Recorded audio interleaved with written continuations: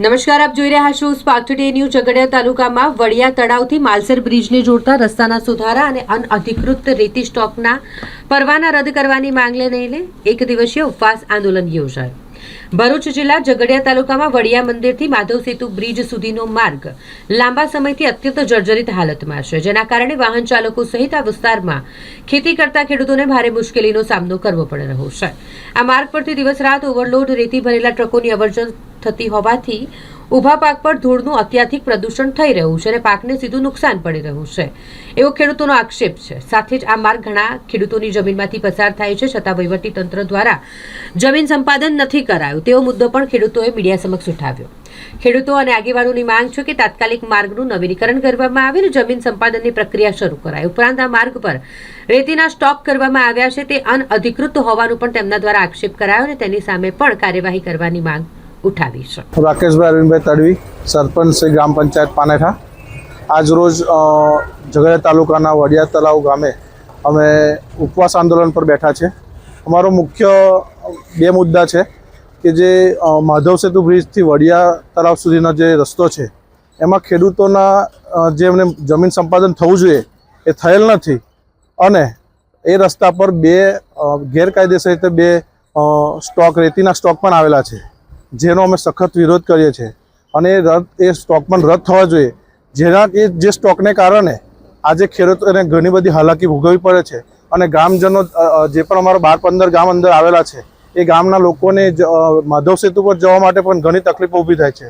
રસ્તા પર મોટા મોટા ખાડા પડી જાય છે અને રસ્તા પર તમે જોયેલું પણ છે કે કેટલી અંબાજીવાળી બસ પણ ફસાઈ ગયેલી છે, ટ્રક ટ્રેક્ટરો પણ ઊંધા પડેલા છે।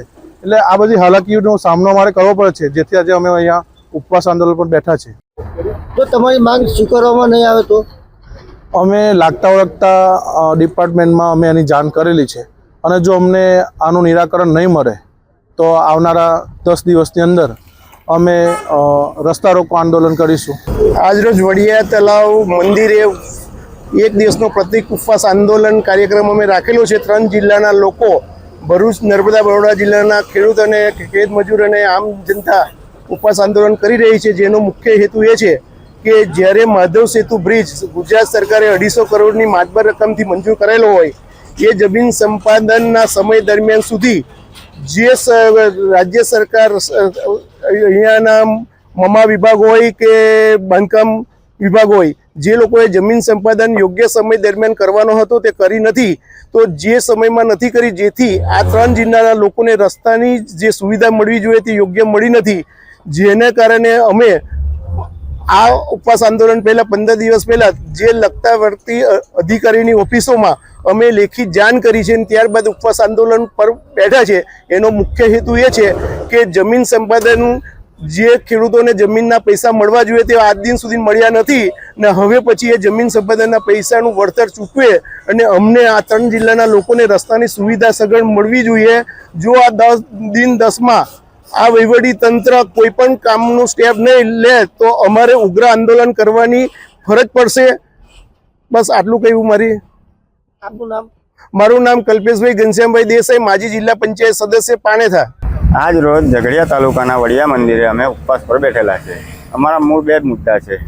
એક તો માધવ સેતુથી વડિયા તળાવ સુધીનો નાવરાને જોડતો રસ્તો અને બીજું છે આ રસ્તા પર અવર જવર કરતી ટ્રકો, એના લીધે રસ્તાને બહુ ખરાબ નુકસાન થઈ ગયેલું છે અને ખેડૂતોના પાકને નુકસાન થયું છે। એટલે સરકારની અંદર અમે આ બાબતની અરજી કરેલી જ છે, અવારનવાર અરજી મુખ્યમંત્રી શ્રી સુધીની કરેલી છે, એના જવાબો પણ અમને આપેલા છે, પણ અહીંયા આ જ રસ્તા પર 2 સ્ટોક છે જેને રદ કરવા અમારી સરકારને ખાસ અપીલ છે, કારણ કે આ બાબતે આ રસ્તાનું નુકસાન થાય જ છે। રેતીના સ્ટોક છે।